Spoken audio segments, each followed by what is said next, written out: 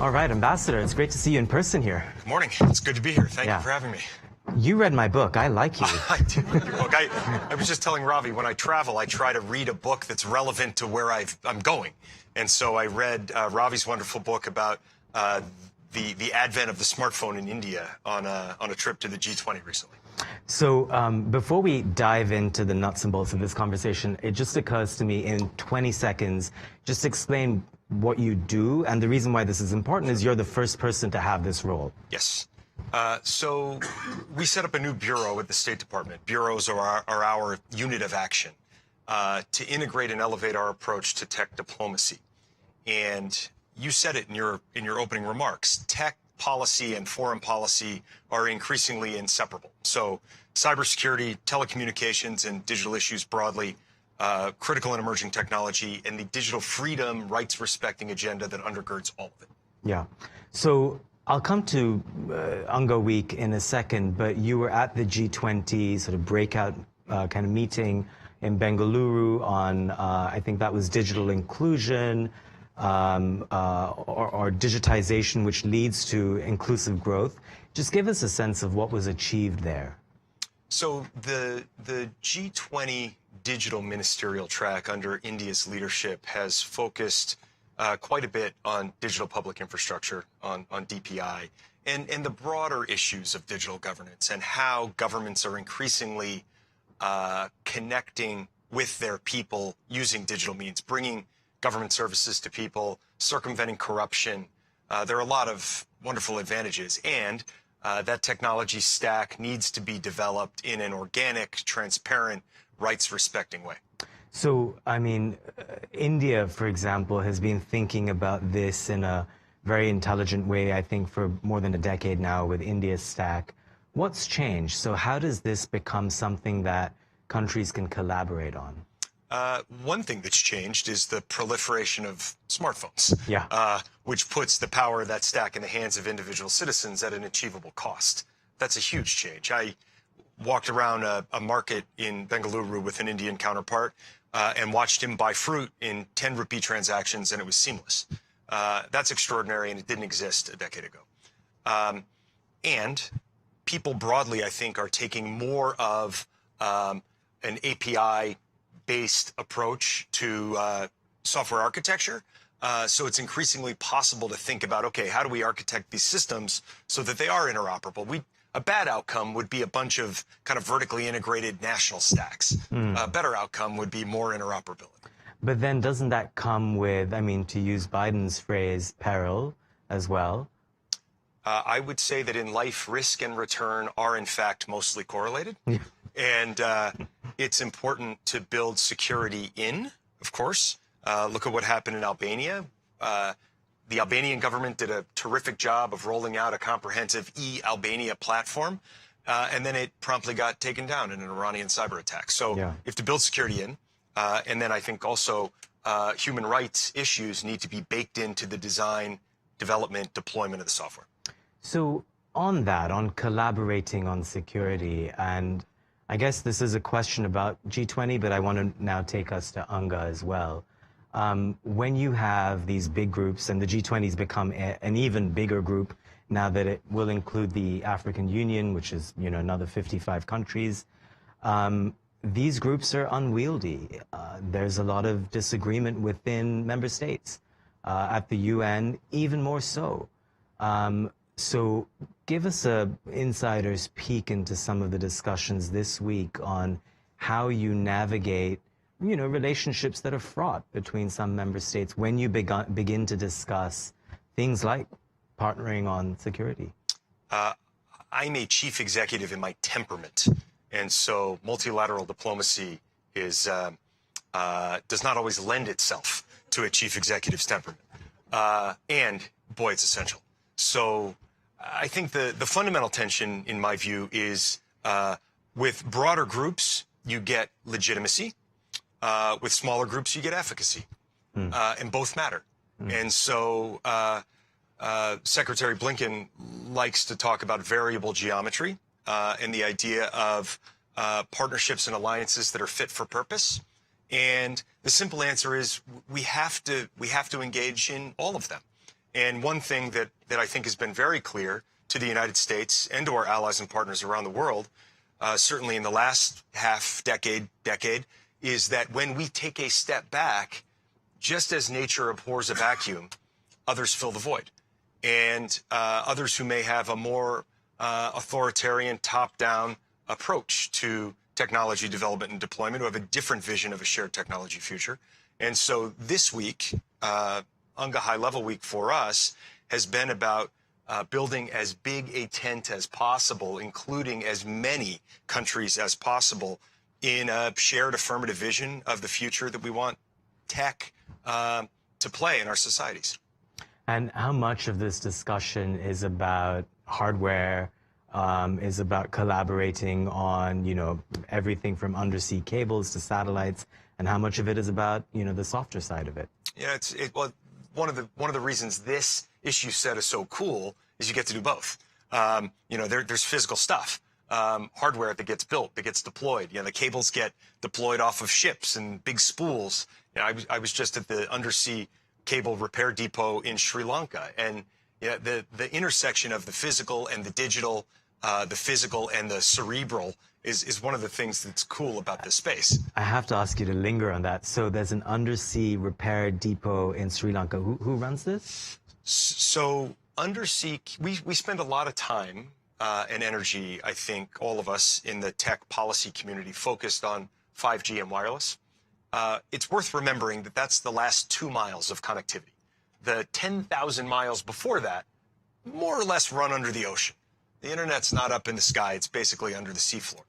And regionally, there are private contractors who have responsibility for repairing cables that are operated by different companies, mainly in their geography. We've managed to get this far in the conversation without mentioning China or Russia. So let's go there quickly.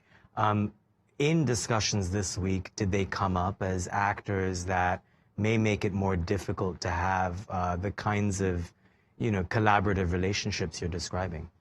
Of course. I think Russia has highlighted by its behavior that tech utopianism aside, we still live in a Westphalian system. That we still need to enforce the norms of the sanctity of national borders and the independence of states. And tech obviously is playing a huge role in the war in Ukraine. We are active supporters of our partners and allies in Ukraine across a whole suite of different technologies.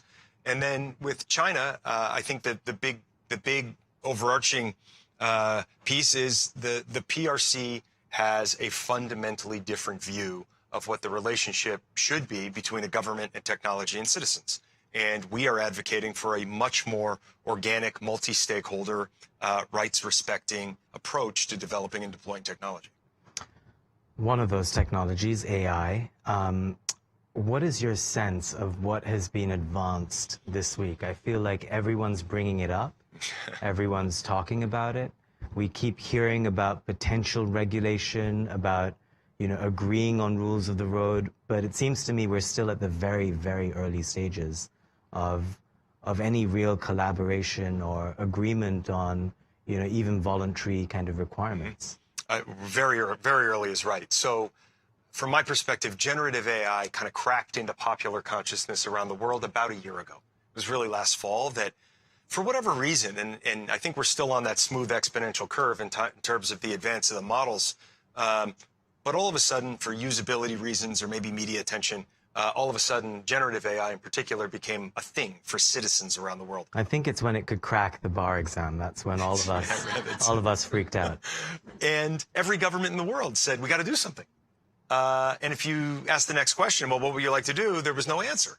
Yeah. So I'm actually really proud of the approach the U.S. has taken, which is to work with the leading companies to develop a set of voluntary commitments governing the use of generative AI, commitments around safety of the models, security of the models, and trust of their output.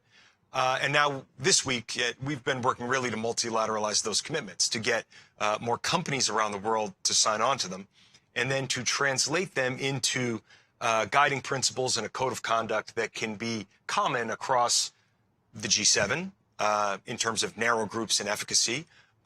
We're feeding into the UK AI Safety Summit to be held later this fall. And then obviously at the United Nations, Secretary Blinken hosted an event on Monday focused on the application of AI to the SDGs. So 88% of the Sustainable Development Goals are off track. Without a major intervention to alter the slope of the line, we're not going to hit them.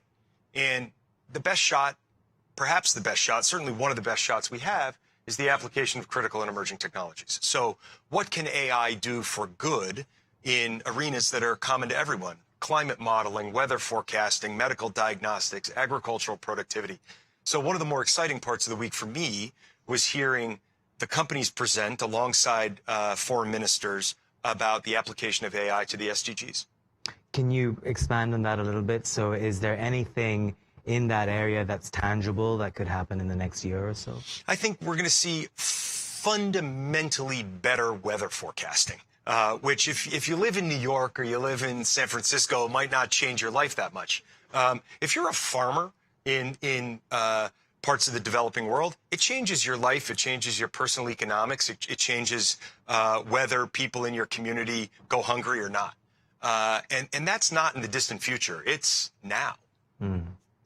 You know, riffing again off of the peril-promise kind of dichotomy, do you think the way in which all of us are currently thinking and talking about AI, have we swung too much on the peril kind of side of things, or is that justified?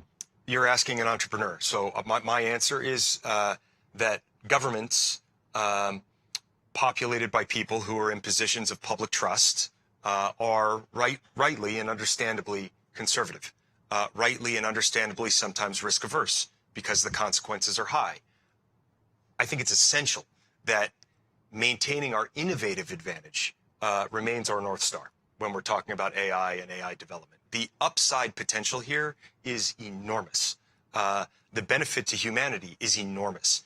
Every technology innovation in history has brought peril with it, of course. And the arc of history, aided by technology, I would argue, is generally a positive one in terms of health, education, human welfare, inclusivity of all people.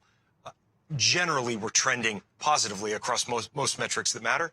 So yes, I think that our North Star is and must remain the potential of AI, the need to harness an vibrant, innovative private sector ecosystem to build and deploy these tools while mitigating risk. But we can't steer by risk mitigation, or else we don't go anywhere.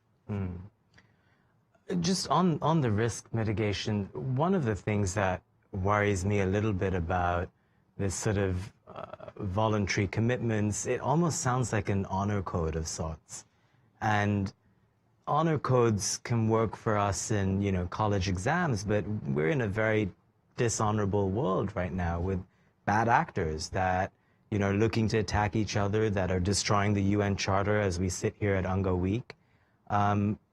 Does it worry you that these commitments are just loose and easily destroyed?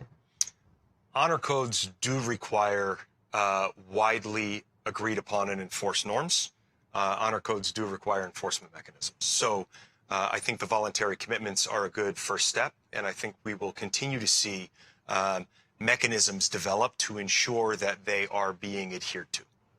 I'm going to try and take one or two questions from the audience. I see a yellow light flashing in front of me, so we don't have too much time. But any hands here? One here right in front. Okay, sir. I think there's a microphone there, and that's mostly for the live stream to catch it. But tell us your name and the question, please. Thank you very much. My name is Imran Sharaf. I'm from the United Arab Emirates.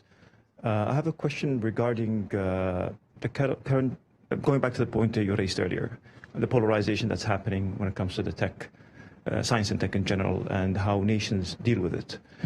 In your point of view, in the future, would the path be more modeled in a way, or the approach would be more of choosing sides approach when it comes to collaborating and technologies between nations? Or is it going to be more of a accommodating approach in which you can work with whoever you want, however, with a specific kind of setup? Because currently it seems like more of it's a choosing sides approach. Do you think that's going to continue? I think we are all to some extent prisoners of our own experience. The personal experience that I bring to that question is being the father of 2 teenage daughters. Pounding the table and saying it's my way or the highway is not an effective strategy with them. It is not an effective diplomatic strategy either. So,